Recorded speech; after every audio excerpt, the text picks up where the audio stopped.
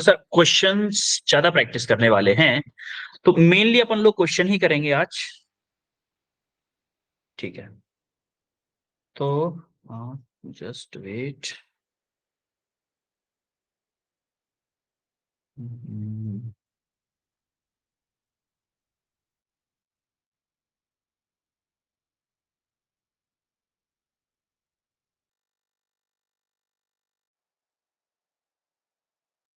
Okay, तो start करते हैं। तो आज हम ऑसिलेशन का ही सेकंड लेक्चर है, सेकंड रिवीजन क्लास है। आज अपन करने वाले हैं स्प्रिंग मास सिस्टम के बारे में। मेनली हम स्प्रिंग मास सिस्टम के बारे में बात करेंगे, वो पेंडुलम का फॉर्मूला देखेंगे और स्प्रिंग मास सिस्टम पे ही क्वेश्चंस करने वाले हैं आज की क्लास में। तो स्टार्ट करते हैं। ये हमारा रिकैप है। लास्ट क्लास में हम टाइम पीरियड का फॉर्मूला 2 पाई ओवर ओमेगा देखे थे, फ्रीक्वेंसी देखे थे 1/t, और वेलोसिटी का फॉर्मूला देखे थे omega A square minus K X square.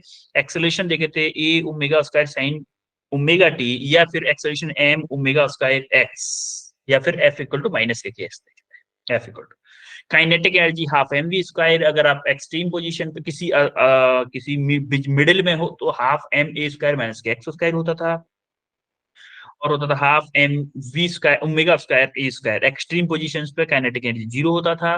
Similarly potential energy के साथ में पोटेंशियल एनर्जी मीन पोजीशन पे जीरो होता था, एक्सट्रीम पोजीशन पे मैक्सिमम होता था। टोटल काइनेटिक एनर्जी हमारी, या फिर total energy of the system हमारा half M omega square A square होता था। ये अपन लोग लास्ट क्लास में पढ़ चुके हैं। थोड़ा ट्रेन में कुछ समझ में आया? स्पीड में ट्रेन चली थी, इसमें कुछ समझ में आया? हाँ,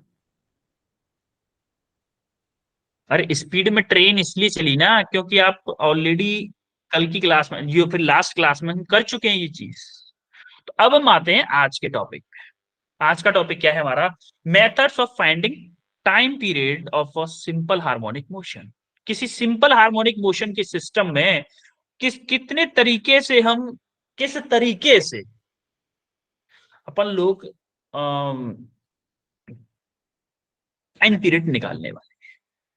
तो देखो, टाइम पीरियड सबसे पहले, अगर कोई भी इक्वेशन दी हुई है फोर्स एंड डिस्प्लेसमेंट की, उसको हम लेके आएंगे F equal to minus K X के टर्म। ये सबसे इंपॉर्टेंट है। F equal to minus K X के टर्म में उसको लेके आएंगे। और हमने माना था, क्या माना था हमने? अरे के अपॉन एम को हमने ओमेगा माना था ना। या फिर हम बोल दो चलो, या फिर इसको छोड़ो कि हमारा टाइम पीरियड का फॉर्मूला क्या होता है? 2 पाई अंडर रूट में एम ओवर के इक्विवेलेंट। ये जो होता है ना के, एक्चुअली में ये होता है equivalent, equivalent stiffness, stiffness of the system. जो हम अभी तक पढ़े थे F equal to minus K x, उसमें जो इक्विवेलेंट जो के होता है वो माइनस के होता है। जो माइनस के होता है, या फिर बोलूं कि के होता है, वो इक्विवेलेंट स्टिफनेस होता है। या तो फोर्स और डिस्प्लेसमेंट के टर्म में इक्वेशन हो, या एक्सीलरेशन डिस्प्लेसमेंट के टर्म में इक्वेशन, तो फोर्स डिस्प्लेसमेंट के टर्म में हो या एक्सेलरेशन डिस्प्लेसमेंट के टर्म में हो। तो हमारा टाइम पीरियड कैसे निकालोगे? T equal to 2 pi M mass of the system divided by ये जो के कांस्टेंट आया है उसका डिवाइड। इसकी जगह पे कुछ भी आ सकता है, अभी हम क्वेश्चन करेंगे तब ज्यादा अच्छा समझ में आएगा। सिमिलरली ए एक्स के फॉर्म में भी इक्वेशन बना सकते हैं कि ए इक्वल टू माइनस के ओमेगा स्क्वायर एक्स, माइनस के ओमेगा स्क्वायर एक्स। तो इस जगह पे ओमेगा की वैल्यू निकालो जरा, कैसे आएगी? अगर मैं मैग्नीट्यूड बात करूं तो ओमेगा की वैल्यू क्या आएगी? माइनस के ए अपॉन एक्स आएगी कि नहीं आएगी? या फिर अगर मैं मॉड में रखूं सर। तो मॉड ए अपॉन एक्स हो गया कि नहीं, बताओ। Yes sir. Omega equal to minus K under root में ए अपॉन एक्स आ गया, तो ओमेगा को क्या लिख सकते हैं? 2 pi over T. 2 pi over T लिखा तो टी इधर आ गया और ये नीचे उल्टा हो जाएगा। तो हमारा टाइम पीरियड का फॉर्मूला है एक्स अपॉन ए, यानी कि displacement upon acceleration, displacement upon acceleration. याद रखिएगा ये वाला फॉर्मूला बहुत इंपॉर्टेंट है, ये वाला भी इंपॉर्टेंट है हमारा। ये जनरल फॉर्मूला है, जो कि आज की क्लास के क्वेश्चंस में तो ये फॉर्मूला यूज नहीं होगा, लेकिन कल की क्लास जो हमारी नेक्स्ट क्लास होगी उन क्लास में ये फॉर्मूला बड़ा इंपॉर्टेंट रहेगा। तो इन simple harmonic we will require tau theta और अल्फा थीटा इक्वेशंस। देखो ये हम आएंगे रोटेशन, जहां पर टॉर्क मेथड लगाएंगे ना, एक मेथड आएगा आगे चल के टॉर्क मेथड, टॉर्क मेथड, उसमें हमें थीटा और अल्फा थीटा की इक्वेशंस जरूरत पड़ेगी, तो वहां पे मैं आपको थोड़ा सा एक्सप्लेन करूंगा। लेकिन अभी आप इसको भूल जाओ कि ये लाइन है भी यहाँ, अभी भूल जाओ, अभी इनको भूल जाओ। अभी आपको इतने जितना ऊपर बताया वो सब समझ में आया आपको, अभी भूल जाओ उसको। ये मान लो कि यहाँ पे कुछ है ही नहीं है ऐसा कुछ। ये मेथड समझ में आया कि हम कोई भी सिस्टम होगा उसकी इक्वेशन को, उसको पहले थोड़ा सा डिस्प्लेस करेंगे, थोड़ा सा डिस्टर्ब करेंगे उस सिस्टम को, फिर हम देखेंगे उस पर कौन सा अनबैलेंस्ड फोर्स आ रहा है, उस फोर्स को F equal to minus K X के टर्म में लाने की कोशिश करेंगे, और जैसे ही F equal to minus K x आ जाएगा अपन टाइम पीरियड का फॉर्मूला लगा देंगे। 2 पाई अंडर रूट में m ओवर के इक्विवेलेंट जो हमारा x से पहले जो टर्म होगा उसको नीचे लिख देंगे। बोलो चमका है भाई? Yes sir.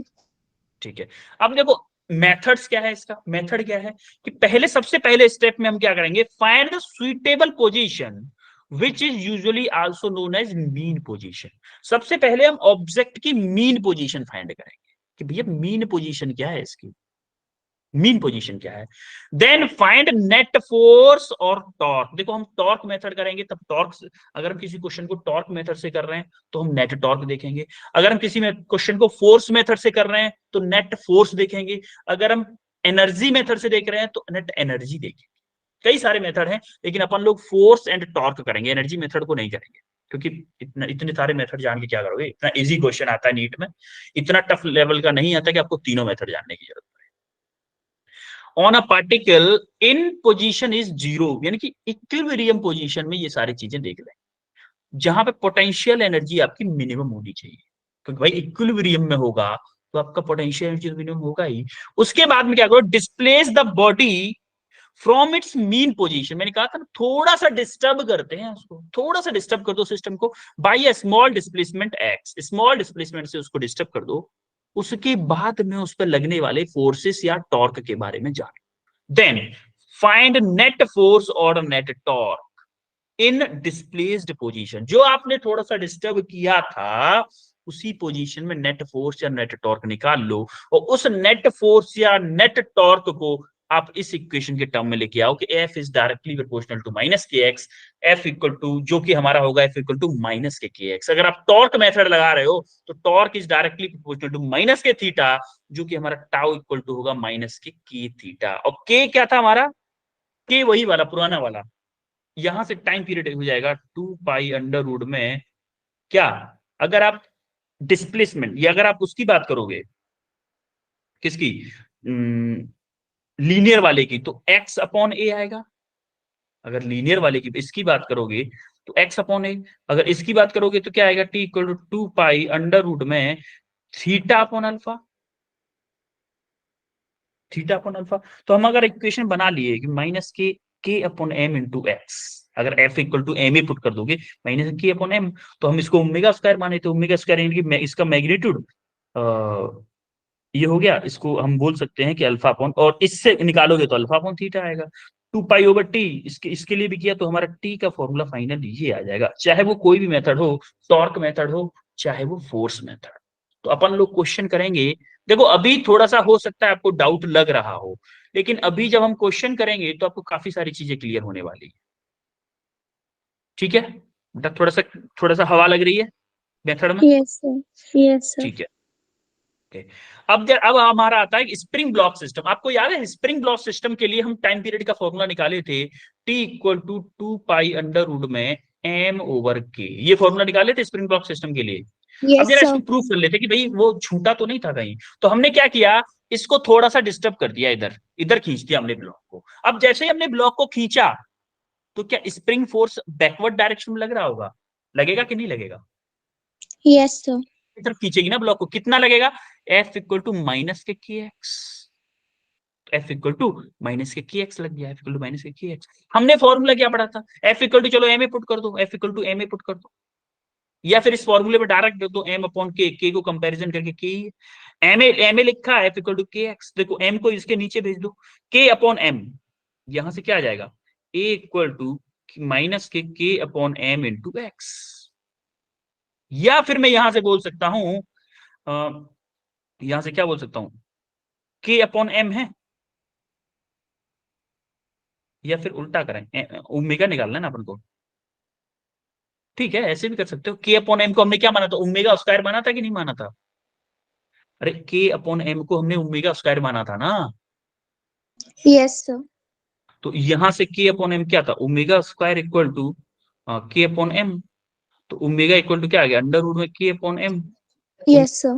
पाई over T, 2 pi over T लिखा, अंडर रूट में के अपॉन एम, तो देखो टी चाहिए तो आपको क्या आ जाएगा, 2 पाई अंडर रूट में एम ओवर के। हमारे फोर्स मेथड से आ गया कि नहीं आ गया, फोर्स मेथड से, हमने फोर्स मेथड लगाया है, पुराना वाला मेथड नहीं लगाया। पुराने वाले मेथड से हमने स्प्रिंग ब्लॉक सिस्टम के लिए निकाल लिया, सिमिलरली हम डिफरेंट डिफरेंट सिस्टम्स के लिए निकालने वाले हैं, सेम टू सेम तरीके से। चाहे आप M A equal to minus K X रख लो, जहां पे आपने क्या किया, के को इधर ले आए, ए को इधर ले गए, ए को इधर ले गए, के को इधर ले आए, तो इधर एम अपॉन के, इधर एक्स अपॉन ए, तो time period equal to X upon A, या फिर रख दो एम अपॉन के रख लो, बात एक ही है। आई बात समझ में बेटा? Yes, sir. अब देखो अगर आपका, जैसे कभी कभी कंफ्यूजन क्या होती है कि अगर एक्चुअली में सर, जब हमारा वर्टिकल सरफेस पे थी, वर्टिकल लटकी हुई थी स्प्रिंग, तब तो हमारा फॉर्मूला मुझे पता था, 2 पाई ओवर के होता, 2 पाई अंडर रूट में एम ओवर के होता टाइम पीरियड का फॉर्मूला। अगर हमारे इंक्लाइंड पे हो तो, हॉरिजॉन्टल में हो तो, स्प्रिंग ब्लॉक सिस्टम चाहे कैसे भी लटका हुआ हो, उसका उसका क्या टाइम पीरियड का फॉर्मूला वही होगा, 2 पाई अंडर रूट में एम ओवर के, चाहे वो इंक्लाइंड सरफेस पे स्प्रिंग हो, कनेक्ट हो, चाहे हॉरिजॉन्टल सरफेस पे, चाहे वर्टिकल सरफेस। आप फर्स्ट केस को देख पा रहे होगे, तीनों पोजीशंस में, तीनों पोजीशंस में हॉरिजॉन्टल, वर्टिकल और आपका क्या, इंक्लाइंड, तीनों पोजीशंस में आपका क्या है कि सेम उसमें है, तीनों पोजीशंस में सेम है, सेम कंडीशन में।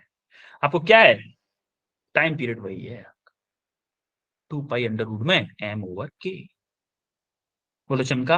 अगर कहीं पे आपको एल वाला सिस्टम मिल जाए, मान लो स्प्रिंग की लेंथ दे दिया उसने, लेंथ के टर्म में कुछ पूछना लग जाए कि एल दे दिया है भाई, एल के टर्म में अगर मास एम लटका दिया है, तब क्या होगा, तब क्या होगा, तो मान लो कि स्प्रिंग में इसकी लेंथ थी कुछ भी, मान लो 1 मीटर थी, फॉर एग्जाम्पल 1 मीटर थी, इसकी स्ट्रेच इन इस मास की वजह से स्ट्रेच हुआ एक्स, या फिर एल, एल स्ट्रेच हुआ, तो क्या होगा भाई, कितना स्ट्रेच हुआ ये स्प्रिंग कितना फोर्स लगा रही होगी ऊपर, ये एम जी के इक्वल ही तो लगा रही होगी, तो क्या होगा K L equal to M G, तो एम यहां से क्या होगा, के को इधर भेज दो और एल बाई जी को इधर ले आओ, तो L by G equal to M over K, तो M over K equal to L by G, तो टाइम पीरियड का formula 2 pi M over K इधर हो गया, तो एम ओवर के को हम एल बाई जी भी लिख सकते हैं, तो ये एक और फॉर्मूला आ गया एल बाई जी के टर्म में। वैसे ये पेंडुलम का फॉर्मूला यही होता है, जो सिंपल पेंडुलम जो होता है, आपकी घड़ी का जो पेंडुलम होता है, उसका टाइम पीरियड का फॉर्मूला यही होता है, T equal to 2 pi under root में एल ओवर जी। बोलो चमका इतना? Yes, sir. ठीक है, थ्योरी हम थोड़ा सा फास्ट कर रहे हैं बेटा, आपको लग रहा होगा सर कितना उड़ा रहे हैं, उड़ा नहीं रहे हैं, थोड़ा सा फास्ट कर रहे हैं, क्वेश्चंस में सब कुछ समझ में आएगा थोड़ा सा अभी। तो देखो टाइम पीरियड का फॉर्मूला जो कि हम पढ़े थे स्प्रिंग मास सिस्टम में, T equal to 2 pi under root में एम ओवर के। अब हमने ये दिखाया क्यों है मेरे द्वारा से, हमने इसलिए दिखाया है कि जो स्टिफनेस है वो इनवर्सली प्रोपोर्शनल टू लेंथ की होती है, इनवर्सली प्रोपोर्शनल टू लेंथ की होती है। जैसे मान लो कि कोई स्प्रिंग है, अरे ये क्या हट जाता है पता नहीं क्यों ज्यादा ऊपर टिक करने पे, जैसे मान लो कि कोई स्प्रिंग है, चलो अभी इसका इलाज कर, ठीक है, जैसे मान लो कोई स्प्रिंग है ना, इसकी ये कोई स्प्रिंग है, इतनी लंबी स्प्रिंग है, मान लो इस स्प्रिंग की लेंथ है यहां से लेके 2 मीटर। फॉर एग्जाम्पल मैंने इसको क्या किया, कट कर दिया, कट इनटू 2 पार्ट्स। 2 पार्ट्स मतलब एक स्प्रिंग ये हो गई और एक स्प्रिंग ये हो गई, यानी कि ये 2 मीटर थी, तो इसकी लेंथ हो गई 1 मीटर और इसकी भी लेंथ हो गई 1 मीटर।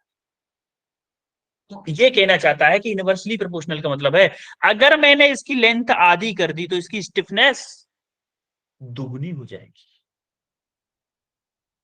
भाई आप एक बात बताओ, K is inversely proportional to 1/L, L है तो L को L/2 करो जरा, K inversely proportional to 1/L/2, तो 2 ऊपर चला जाएगा कि नहीं चला जाएगा, तो K इक्वल टू 2/L हो जाएगी, यानी कि स्टिफनेस क्या हो जाएगी, दो गुनी हो जाएगी। तो इसकी स्टिफनेस क्या होगी, 2K। मान लो इसकी K थी तो इसकी स्टिफनेस 2K हो गई, और इस स्प्रिंग की भी स्टिफनेस क्या हो जाएगी, मान लो ये 1 मीटर है, इसकी भी 2K हो जाएगी। आ रही बात समझ में बेटा? अगर मैं स्प्रिंग को 2 पार्ट में कट कर देता हूं तो उसकी स्टिफनेस बढ़ती है। सिमिलरली 3 पार्ट में कट कर देता तो 3 गुना स्टिफनेस हो जाती, 4 पार्ट में कट करता तो 4 गुना स्टिफनेस हो जाती। आ रही बात समझ में बेटा? आवाज आ रही है मेरी बच्चों? अरे कुछ तो बोलो। Yes, sir. तो स्प्रिंग की कटिंग समझ में आ रही है, स्प्रिंग को काटने के बाद में स्टिफनेस कैसे बढ़ती है, ये समझ में आया सबको? Yes, sir. ठीक है। अब अपन आते हैं कि स्प्रिंग को जोड़ा भी जा सकता है सीरीज एंड पैरेलल में। अगर हमारी स्प्रिंग सीरीज में जुड़ी हुई है, जैसे मान लो कि ये एक स्प्रिंग है, इसी से एक और स्प्रिंग जुड़ी हुई है, तो मान लो ये मेरी K1 है, ये मेरी K2 है, तो इनकी इक्विवेलेंट, ये मान लो A पॉइंट है, ये B पॉइंट है, तो मैं बोलूं KAB क्या होगा, वो होगा K1 K2 divided by K1 plus K1 K2 divided by same to same होगा जो कैपेसिटर में होता था। कैपेसिटर में यही तो होता था, सीरीज में होते हैं तो K1 C1 C2 divided by, उसमें बस divided by C1 plus C2, यही तो होता था, है भाई? अरे बोलो। Yes, sir. अब पैरेलल में जब कनेक्ट होती है तो क्या होता है, मान लो पैरेलल में कनेक्टेड है, ये कोई सिस्टम है, ऐसे कोई एक मास कनेक्टेड है, इसको हम बोलते हैं पैरेलल कनेक्शन। तब हमारा K इक्विवेलेंट क्या होगा, A1 plus K2. K1 plus K2 होगा। ये बात ध्यान रखनी बेटा, क्वेश्चंस में थोड़ा सा यूज होता है इसका। और पेंडुलम, पेंडुलम का टाइम पीरियड क्या होता है, L/G, 2π√में L/G। जैसे अगर मेरा सीलिंग से कोई पेंडुलम लटका हुआ है, L लेंथ का कोई मास है, अगर मैं डिस्टर्ब कर देता हूं इसको, मान लो यहाँ पे आ गया और ऐसे करके कोई मीन पोजीशन के अबाउट ऐसे ऐसे ऐसे ऐसे रोटेट कर रहा है, ऐसे ऐसे मूव कर रहा है, तो इसका टाइम पीरियड का फॉर्मूला होगा, ये मान लो लेंथ L है, तो T इक्वल टू 2π√, में GL/G। एक्चुअली में ये जो G होता है उसको बोलते हैं इफेक्टिव ग्रेविटेशनल कांस्टेंट, या फिर इफेक्टिव एक्सिलरेशन। Effective acceleration. अगर मैं बोलूं कि पेंडुलम कार के अंदर है, कार एक्सिलरेट कर रही है, तो आपका नेट एक्सिलरेशन आएगा यहाँ पे G की जगह, टाइम पीरियड के लिए। टाइम पीरियड डिपेंड करेगा, तो अगर आप बोलोगे time period is independent on मास, यहाँ पे मास कितना लटका हुआ है इस पे डिपेंड नहीं करता, लेकिन इनवर्सली प्रोपोर्शनल होता है ग्रेविटेशनल कांस्टेंट के या फिर एक्सिलरेशन के, ग्रेविटेशनल एक्सिलरेशन या फिर इफेक्टिव एक्सिलरेशन के इनवर्सली प्रोपोर्शनल होता है। जैसे जैसे एक्सिलरेशन बढ़ाओगे पीरियड, टाइम पीरियड कम हो जाएगा पेंडुलम के लिए। बोलो चमका इतना है भाई? Yes, sir. चमका तो फिर क्वेश्चन की तरफ आए फिर। Yes, sir. ओके, अब आते हैं अपन लोग क्वेश्चन की तरफ। जब फर्स्ट क्वेश्चन देखो, आपकी आपकी स्क्रीन पे फर्स्ट क्वेश्चन है, एफ एक्स इक्वेशन दी हुई है, जिस बॉडी का मास दे रखा है 2 kg in simple harmonic motion is F plus 8x equal to 0, then find, hence F is in Newton and X is in meter. Find the period of oscillation. Time period निकालना है आपको oscillation का इस equation की help से। करो भाई।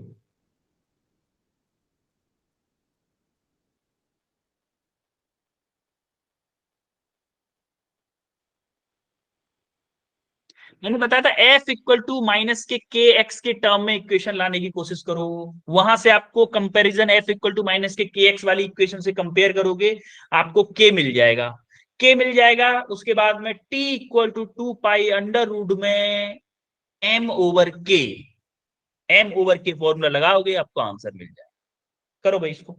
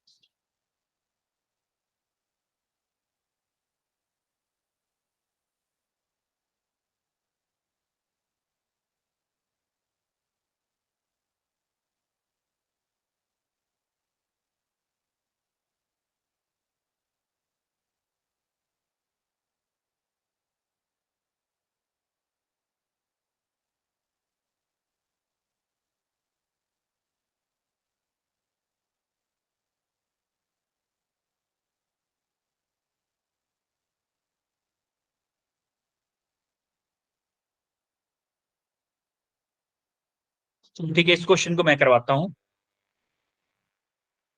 उसके बाद आप करिएगा, ठीक है। देखो, आपको दे रखा है F plus eight X, F plus 8x equal to 0। क्या मैं लिख सकता हूँ एफ इक्वल टू माइनस के 8x? लिख सकता हूँ कि नहीं लिख सकता हूँ? बोलो। Yes, sir. Yes, sir. मान लो ये इक्वेशन 1 है, compare equation 1 with F equal to minus K X equation. अब यहाँ पे इससे कंपेयर करेंगे तो मेरे को क्या के क्या मिल जाएगा? 8 मिलेगा कि नहीं मिलेगा न्यूटन पर metre? Yes, sir. Yes, sir. है? तो के Yes, मेरे sir. को पता है, एम मेरे को पता है कितना, 2 kg।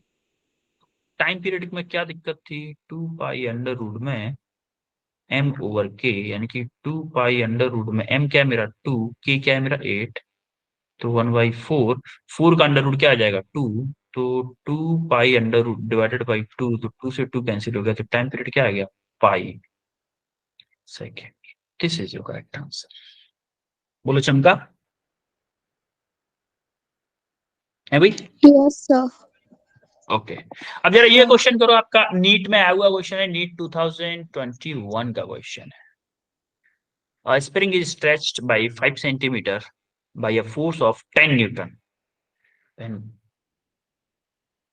time period of oscillation when mass is 2 kg.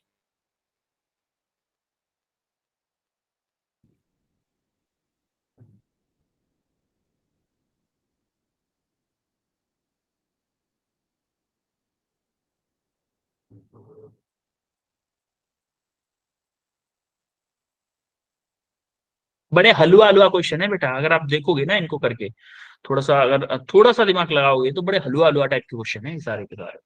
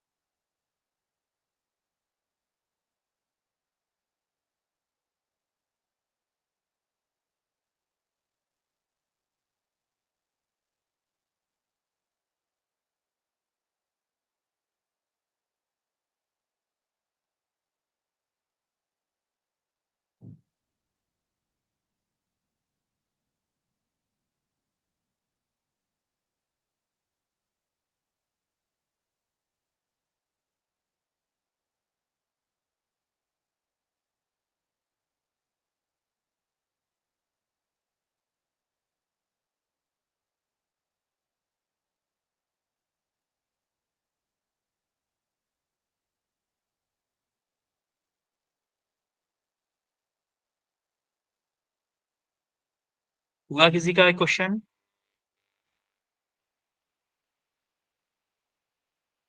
अब देखो कि फोर्स दे रखा है आपको और स्ट्रेच लेंथ दे रखी है, एक्स दे रखा है, एफ दे रखा है, तो F equal to minus K X होता है। के यहां से पता चल जाएगा आपको। The time period of oscillation, time period पूछा है, मास दे रखा है, T equal to simple 2 pi under root में एम ओवर के फॉर्मूला लगा दो।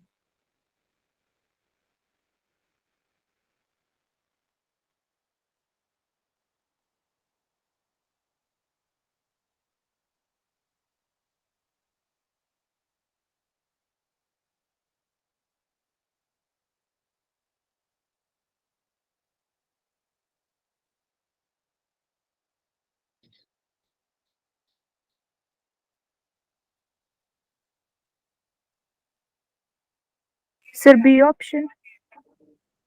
ओके, बी ऑप्शन आया एक बच्चे का, बाकी लोग?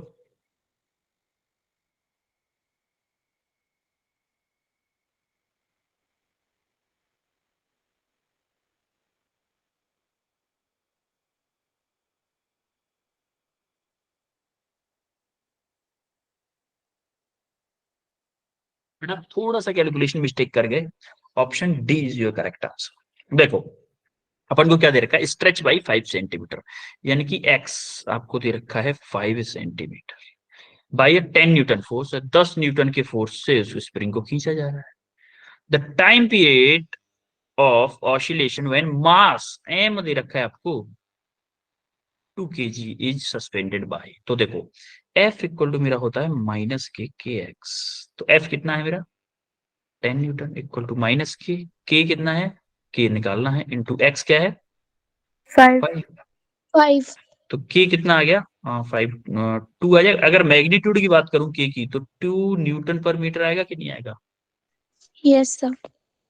ठीक है, अपन को मैग्नीट्यूड पता है और एम पता है मेरे को क्या 2 kg है, तो क्या time period equal to under root में, sorry, time period equal to 2 pi under 2 root में M over K, on K.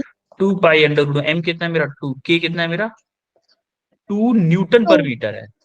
अच्छा सॉरी, ये सेंटीमीटर में थी ना, ये 5, तो हमें इसको Yes, कितना पुट sir. करना पड़ेगा 0.5 मीटर में कन्वर्ट करना पड़ेगा ना, सॉरी 0.05 कन्वर्ट मीटर में कन्वर्ट करना पड़ेगा ना।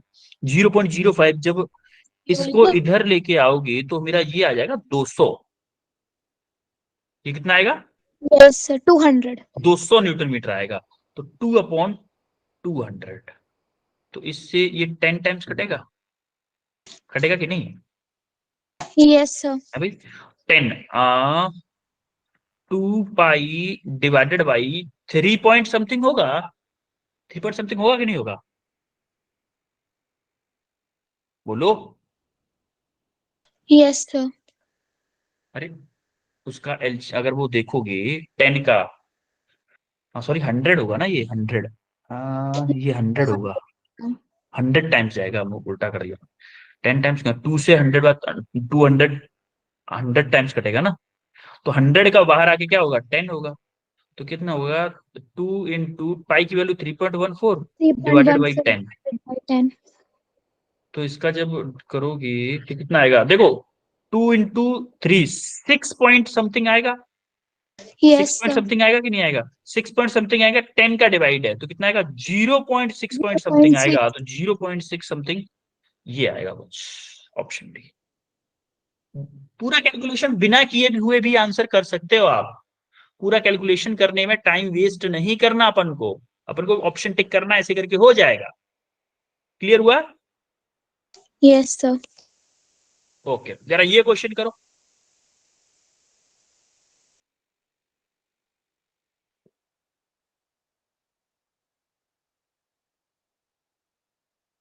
A body of mass m is attached to a lower end of a spring whose upper end is fixed.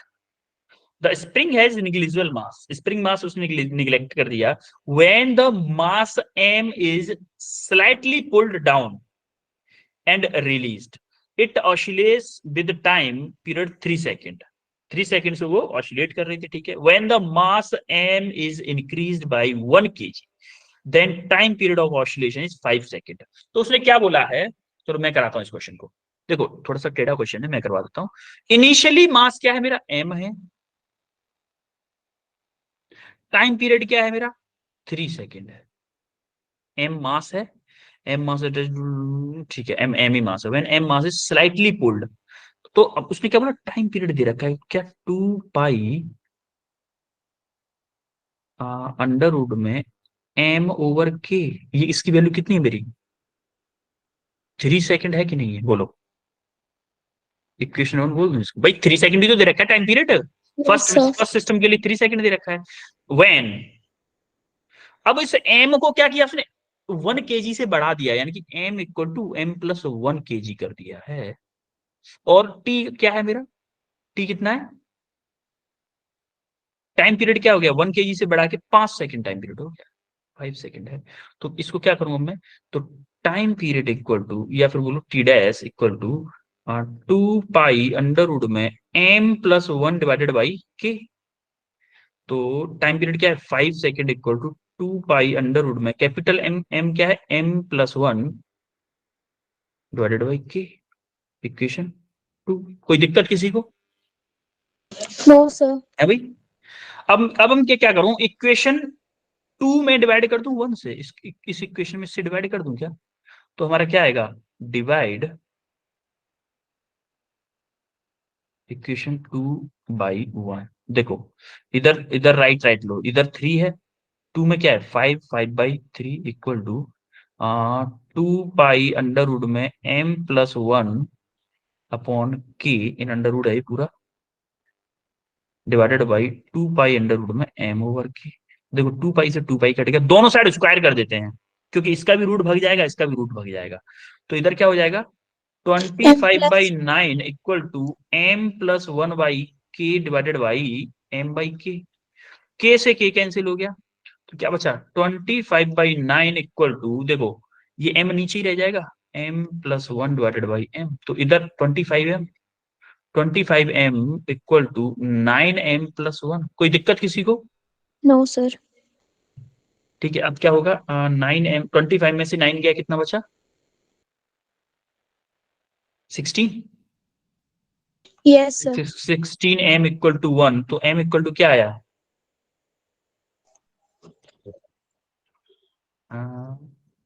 एक सेकेंड, हम कहीं मिस्टेक कर रहे हैं क्या कोई,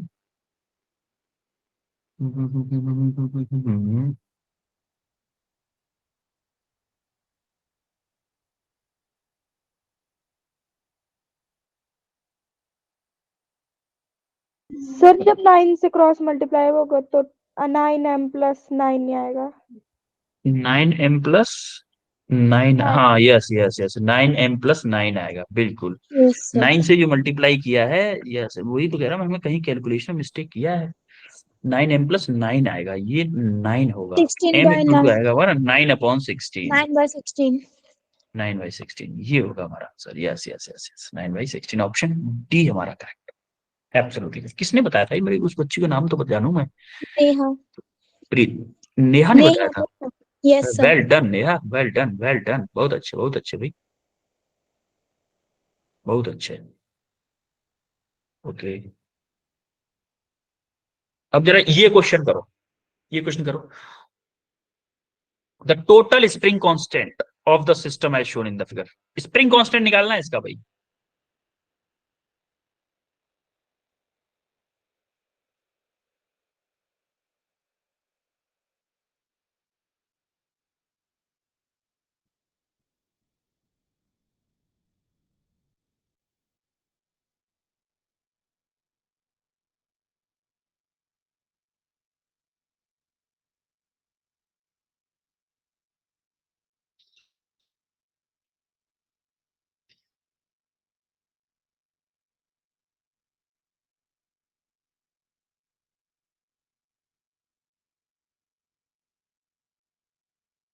करो भाई, स्प्रिंग कांस्टेंट निकालो।